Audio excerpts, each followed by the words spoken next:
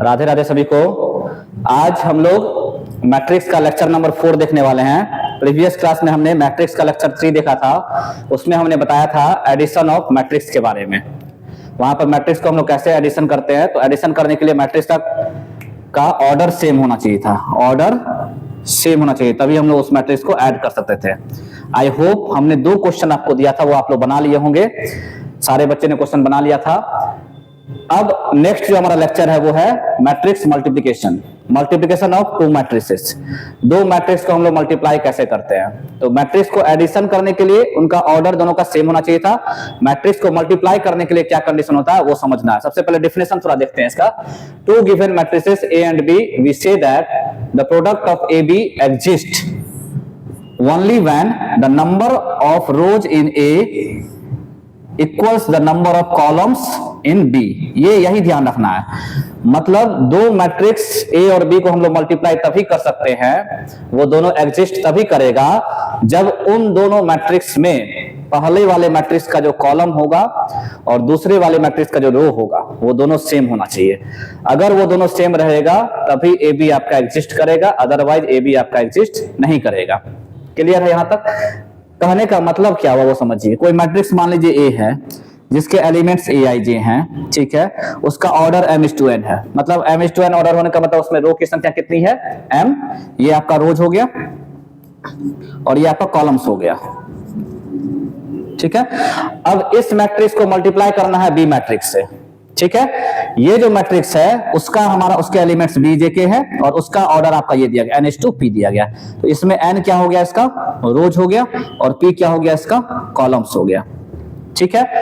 तो ये दोनों मैट्रिक्स हमारा मल्टीप्लाई तभी होगा, ये एग्जिस्ट तब करेगा, a इंटू बी किया गया है, ये एग्जिस्ट तभी करेगा जब पहले वाले मैट्रिक्स का कॉलम, देखिए ये कॉलम के जगह क्या लिखा हुआ, n लिखा हुआ है, कॉलम के जगह पे क्या था, n था, और दूसरे वाले मैट्रिक्स का रोज देखिए यहां भी n लिखा हुआ है ना।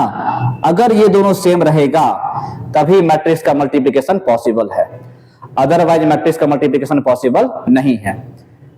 अगर पॉसिबल हो गया मैट्रिक्स का मल्टीप्लिकेशन तो उस मैट्रिक्स को मल्टीप्लाई करने के बाद जो मैट्रिक्स बनेगा उनका ऑर्डर क्या होगा, m/k, मतलब पहले वाले मैट्रिक्स का जो रो था और दूसरे वाले मैट्रिक्स का जो कॉलम था। ये देखिए कॉलम n/p, n/k, यहाँ k होगा। दूसरे वाले मैट्रिक्स का जो कॉलम है वो यहां आ गया और पहले वाले मैट्रिक्स का जो रो है वो यहां आ गया। ये मैट्रिक्स का मल्टीप्लिकेशन पॉसिबल तभी होगा। फिर से एक बार बता दे रहे हैं, मैट्रिक्स का मल्टीप्लिकेशन में 2 मैट्रिक्स को मल्टीप्लाई हम लोग तभी कर सकते हैं जब फर्स्ट मैट्रिक्स का जो कॉलम है और सेकंड मैट्रिक्स का जो रो है वो दोनों सेम होना चाहिए। फर्स्ट का कॉलम, एकदम याद रखना, फर्स्ट का कॉलम और सेकंड का रोज, ये दोनों आपका क्या होना चाहिए, सेम होना चाहिए, तभी वो मैट्रिक्स मल्टीप्लाई होगा, अदरवाइज मल्टीप्लिकेशन पॉसिबल नहीं है। एग्जांपल देखेंगे अभी क्लियर हो जाएगा। थोड़ा सा ये एक प्रॉपर्टीज है, जो बेसिक प्रॉपर्टीज है उसको देख लेते हैं।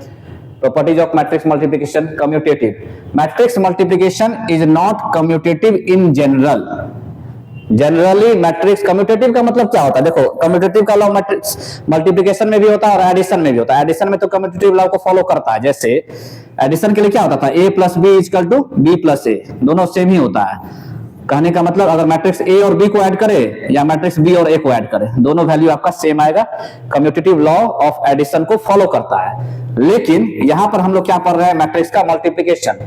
तो जनरली क्या होता है आपका, ए बी और बी ए बराबर नहीं होता है।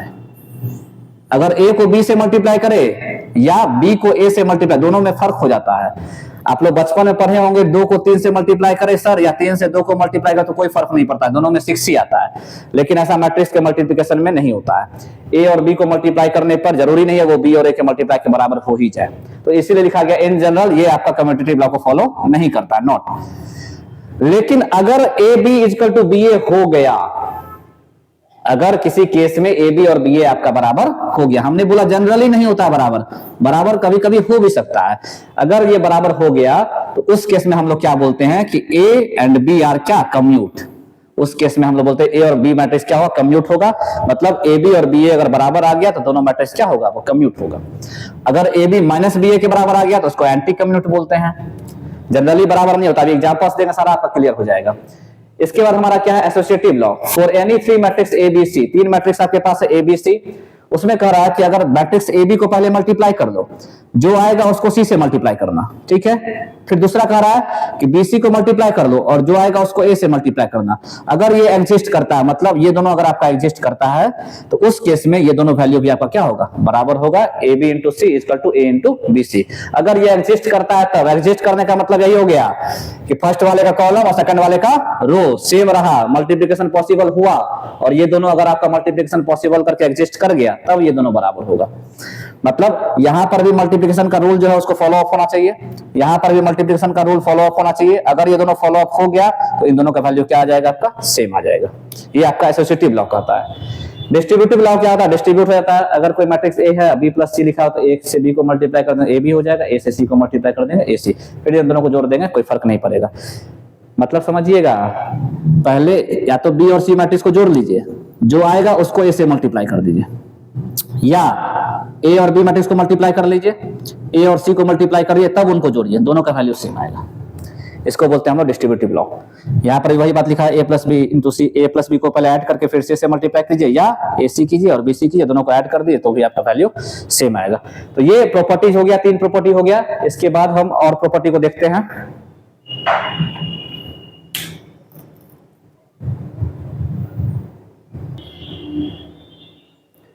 हमने ये तीन प्रॉपर्टी अभी देखा था। चौथा प्रॉपर्टी जो हमारा है, the product of two non zero matrices can be a zero matrix. मतलब दो नॉन जीरो मैट्रिक्स का, नॉन जीरो मैट्रिक्स का मतलब वो मैट्रिक्स हमारा जीरो नहीं होना चाहिए। इसको तो हम लोगों ने नोट कर लिया होगा।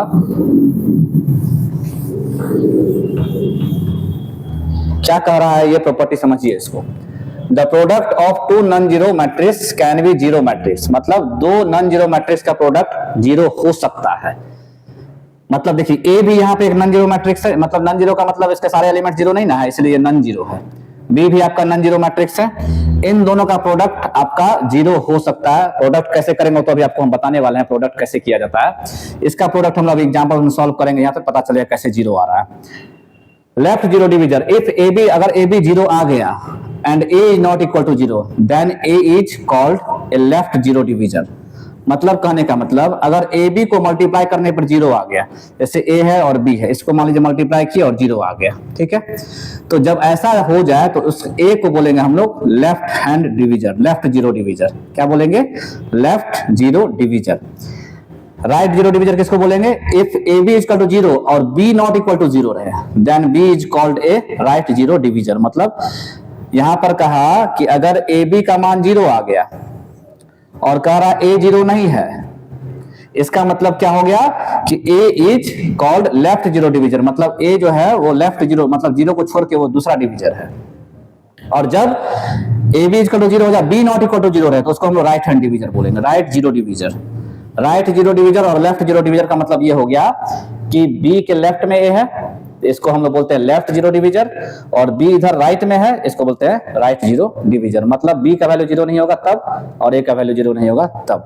अभी एग्जांपल सबका करेंगे, सारा क्लियर हो जाएगा आपका। If A is a given square matrix and I is an identity matrix of the same order as A, then we have A into I equal to I into A equal to A। इसका भी अभी example करेंगे। मतलब अगर A कोई matrix है, उसको I से मल्टीप्लाई करेंगे, जितना आएगा उसी को अगर I into A से मल्टीप्लाई करें और A, सब आपस में बराबर ही होगा। कैसे बराबर होगा सबको भी प्रूफ करने वाले हैं। If A is a given square matrix and 0 is the null matrix of the same order, then 0 into A या A into 0 equal to 0 होगा। ये सारा प्रॉपर्टी को अभी हम लोग यहाँ पर देख रहे हैं। एक एग्जांपल लेते हैं, समझिएगा सारा प्रॉपर्टी को। कोई मैट्रिक्स ले लीजिए, मान लीजिए ए इक्वल टू 2 3 4 1 3 1, ठीक है। इस मैट्रिक्स का ऑर्डर क्या हो गया आपका, जिससे देखिए इसमें रो कितने हैं, एक रो ये हो गया, दूसरा रो ये हो गया, तो इसका ऑर्डर है 2:3। ये रो का बताता है, ये कॉलम बता रहा है। दो रो है ना, और इसमें कॉलम कितने हैं, 3, इसलिए ये 2:3 ऑर्डर का है। एक दूसरा मैट्रिक्स ले लो, 5 1 3 4 6 1। इस मैट्रिक्स का ऑर्डर कितना है, इसमें रो कितने हैं, 1 2 3, और कॉलम कितने हैं, 2। दो मैट्रिक्स हमने एग्जांपल के लिए लिया है। एक मैट्रिक्स आपका ए है, दूसरा मैट्रिक्स बी है, ठीक है। अब सबसे पहला कंडीशन, जब मैट्रिक्स का मल्टीप्लिकेशन हमने बताया था, याद कीजिए आप लोग, हमने बोला था ए का कॉलम और बी का रो, ये दोनों क्या होना चाहिए, सेम होना चाहिए, तभी मैट्रिक्स का मल्टीप्लिकेशन पॉसिबल है। तो देखिए इस मैट्रिक्स का कॉलम क्या है 3 और इस मैट्रिक्स का रो क्या है 3, ये दोनों सेम है ना। तो अब इन दोनों सेम है, इसका मतलब ए बी आपका एग्जिस्ट करेगा। क्लियर है? तो अब ए बी जो एग्जिस्ट करेगा, ए बी पहले लिख लेते हैं, इज इक्वल टू एक बॉक्स बना लेते हैं, मैट्रिक्स बना लेते हैं, और ये जो मैट्रिक्स बनेगा उनका ऑर्डर क्या होगा, देखिए जो सेम हो गया उसको हटा दीजिए, ये दोनों सेम हो गया, हटा दिए, अब बच गया ये 2 और ये 2, इसी ऑर्डर का मैट्रिक्स बनेगा। मतलब मल्टीप्लाई करने पर जो मैट्रिक्स बनेगा उसमें रो कितने होंगे 2 और कॉलम भी कितने होंगे 2। ये पहला बेसिक कॉन्सेप्ट है मैट्रिक्स के मल्टीप्लिकेशन का, कि फर्स्ट वाले का कॉलम और सेकंड वाले का रो ये सेम होना चाहिए, सेम वाले को हटा दिए, बाकी जो दोनों बच गया उसी ऑर्डर का हमारा मैट्रिक्स बनेगा। अब मल्टीप्लाई कैसे करते हैं ये सीखना है, ये सीख लिया आपको मल्टीप्लाई, तो मैट्रिक्स का आपका 90% प्रॉब्लम सॉल्व हो गया। इसके बाद आपको कोई प्रॉब्लम ही नहीं होगा मैट्रिक्स में। कैसे मल्टीप्लाई होता है वो समझिए, कॉरस्पॉन्डिंग एलिमेंट्स को मल्टीप्लाई करते हैं, इसमें रो में हम ऐसे बढ़ेंगे और इसमें कॉलम में ऐसे बढ़ेंगे, ठीक है। जैसे जैसे रो में बढ़ते जाएंगे वैसे वैसे कॉलम में बढ़ते जाएंगे और मल्टीप्लाई करते चलेंगे। 2 into 5 plus 3 into 3 plus 4 into 6। समझ में आया कि नहीं आया? कॉरस्पॉन्डिंग एलिमेंट्स को मल्टीप्लाई किए हैं, देखिए इसका रो का तीनों एलिमेंट्स लिए हैं और उसी के कॉरस्पॉन्डिंग इसके कॉलम का तीनों एलिमेंट्स लिए हैं, इनको आपस में मल्टीप्लाई करके जोड़ दिए, ये पहला एलिमेंट्स मैट्रिक्स का बना। यही काम करना है इसके साथ, रो यही रहेगा, अब इस कॉलम के सारे एलिमेंट से मल्टीप्लाई करेंगे, तो 2:2 क्या हो जाएगा 1 प्लस 3:4 प्लस 4:1। मतलब पहले वाले रो को दोनों कॉलम से करस्पॉन्डिंग मल्टीप्लाई कर देना है। ये पहला रो था, इसको दोनों कॉलम से मल्टीप्लाई कर दिए। क्लियर हो गया? ये फर्स्ट रो का हमारा काम हो गया। अब सेकंड वाले में आएंगे। अब क्या करना है, ये जो सेकंड वाला रो दिख रहा है ना, सेकंड वाला ये रो, इस रो के सारे एलिमेंट्स को इससे पहले मल्टीप्लाई करेंगे, फिर इसी रो के सारे एलिमेंट्स को इससे भी मल्टीप्लाई करके यहां और यहां लिखेंगे। कॉरस्पॉन्डिंग एलिमेंट्स को मल्टीप्लाई करना है। 1:5 यहां लिखेंगे 1:5 प्लस 3:3 प्लस 1:6। ये एलिमेंट्स तीनों इन तीनों से मल्टीप्लाई हो गया। अब इन तीनों को इन तीनों से मल्टीप्लाई करना है। 1:1 प्लस 3:4 प्लस 1:1। ध्यान से समझिए, मैट्रिक्स का मल्टीप्लिकेशन कहानी खत्म हो गया।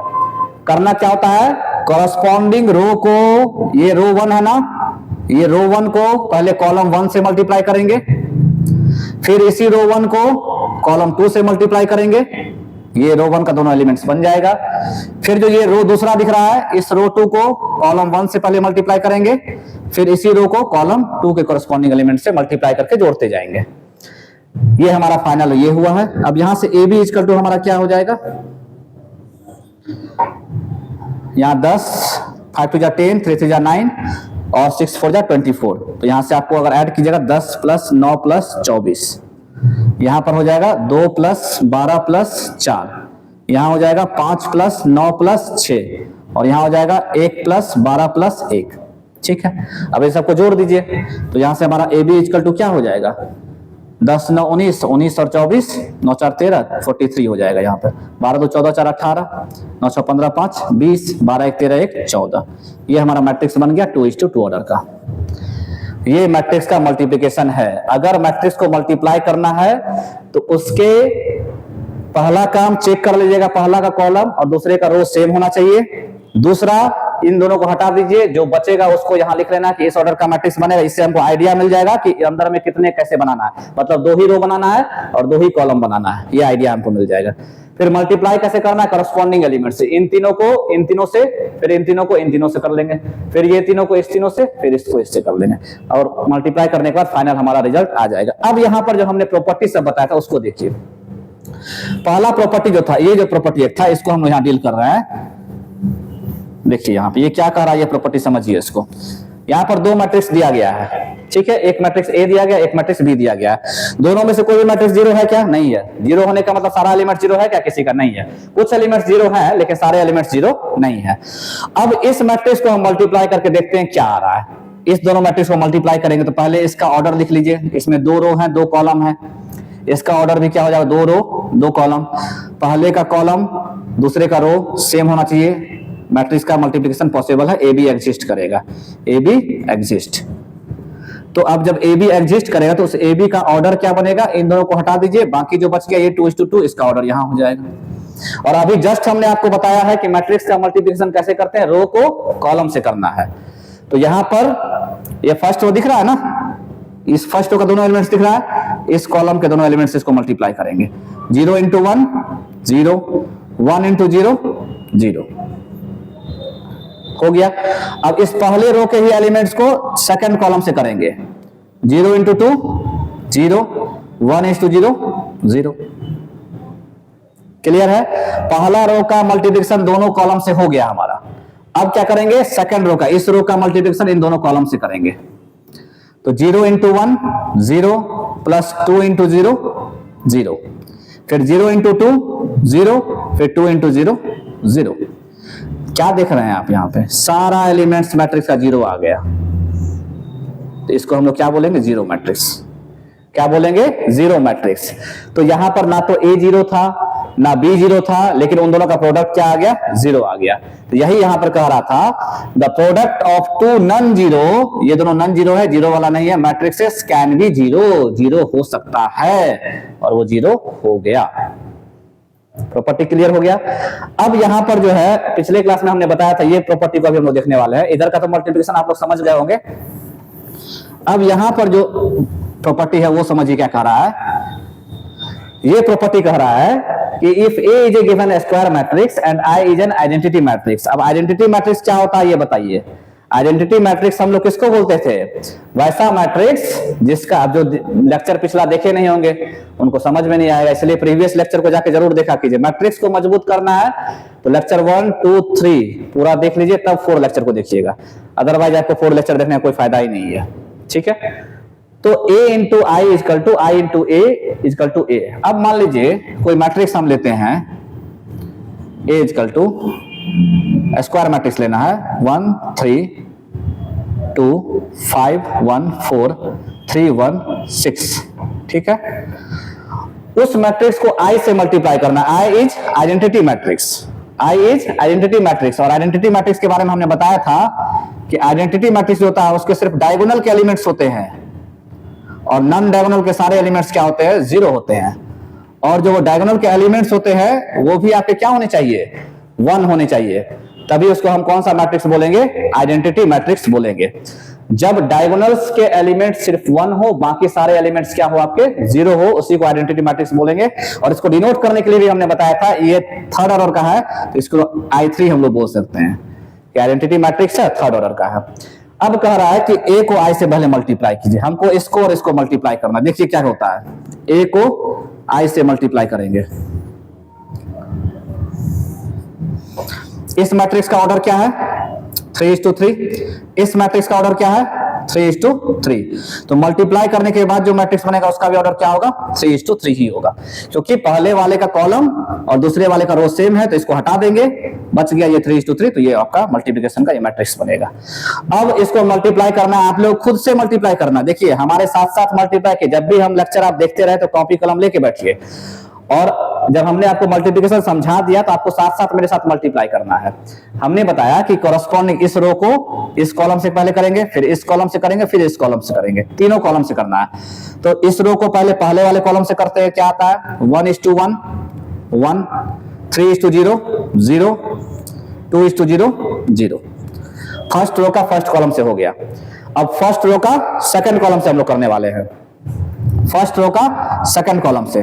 तो 1:0 0, 3:1 3, 2:0 0 हो गया। तीसरा, ये जो आपका एलिमेंट्स इधर आपको किसी को नहीं दिख रहा होगा, तो यहां पर 0 0 0 एलिमेंट्स है, इसको हम थोड़ा सा इसको साइड कर लेंगे अभी। ये जो I3 मैट्रिक्स है इसको आप लोग यहाँ देख लीजिए, नहीं दिख रहा किसी को तो अगर I3 मैट्रिक्स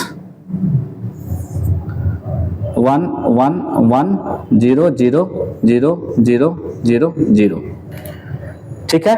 अब हमने क्या किया, हमने इस रो को इस दोनों कॉलम से कर लिया है, अब इस रो को थर्ड कॉलम से करने वाले हैं। दिमाग में थोड़ा स्पीड भी बढ़ाना है।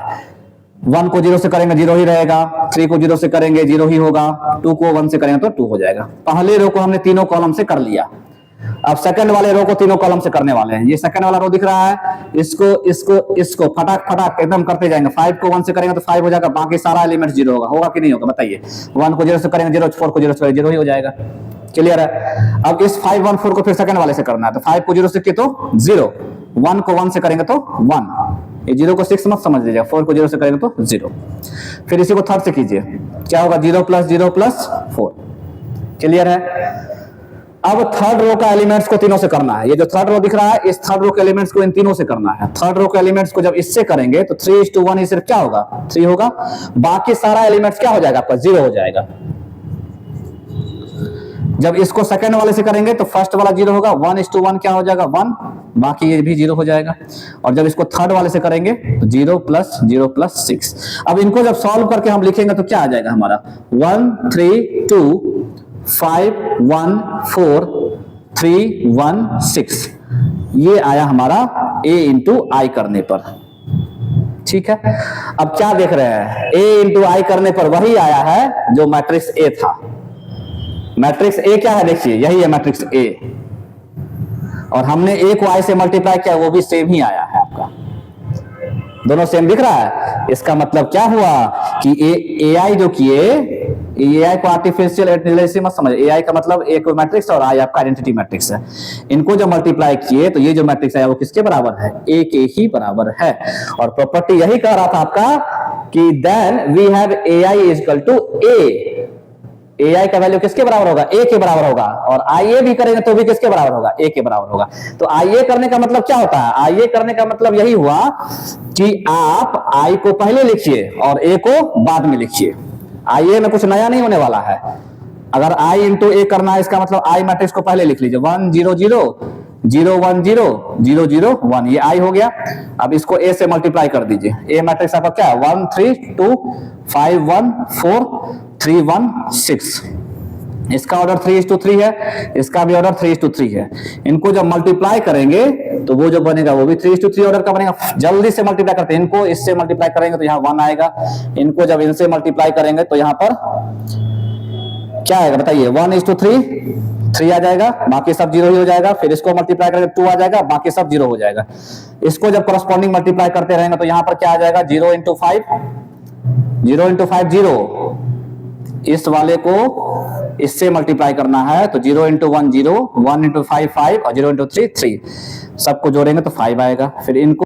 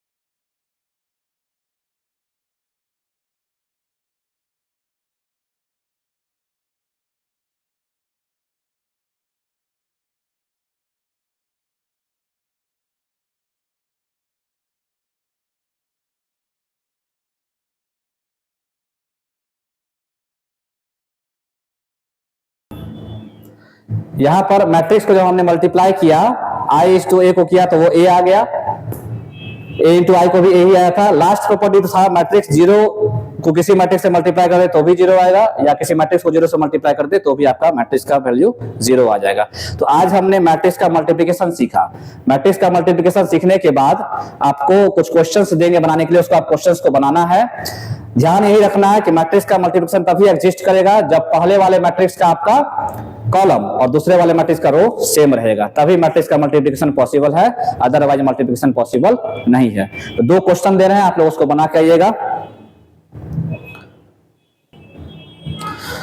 अभी मैट्रिक्स का मल्टीप्लिकेशन हम लोग देखा था, आपको दो होमवर्क दे रहे हैं बनाने के लिए। आपको एक क्वेश्चन ये दिया गया, ए मैट्रिक्स दिया गया, बी मैट्रिक्स दिया गया, पहले चेक कीजिएगा कि मैट्रिक्स ए भी एग्जिस्ट करेगा या नहीं। अगर एग्जिस्ट करेगा तो इनका मल्टीप्लिकेशन निकाल के हमको आंसर बताइएगा आप लोग, ठीक है। नेक्स्ट क्लास में हम लोग इसको डिस्कस कर लेंगे। यहाँ दूसरा क्वेश्चन है, ए और बी मैट्रिक्स दिया गया है, यहाँ पर भी आपको ए बी फाइंड आउट करना है, ठीक है। अगले क्लास में जब हम मिलेंगे तो इसका और क्वेश्चंस करेंगे। आज हमने थ्योरेटिकल पोर्शन थोड़ा देखा और मैट्रिक्स का मल्टीप्लिकेशन कैसे करते हैं उसको देखा। अच्छा क्वेश्चंस को हम लोग अगले क्लास में देखेंगे, ठीक है। जितना ज्यादा से ज्यादा हो सकता है आप लोग वीडियोज को देखिए, लोगों को भी फैलाइए, इसको शेयर कीजिए, सब्सक्राइब कीजिए, लाइक कीजिए, कि आपको ज्यादा से ज्यादा ये वीडियो लोगों के पास पहुंच पाए और उनको इन चीज की जानकारी हो पाए कि मल्टीप्लिकेशन होता कैसे है। आखिर अभी भी लोग मैट्रिक्स के मल्टीप्लिकेशन में कंफ्यूज रहते हैं, तो इस वीडियो को आप लोग बार बार देखिएगा, गौर से देखिएगा, आपको समझ में आ जाएगा। मिलते हैं नेक्स्ट क्लास में, तब तक के लिए राधे राधे।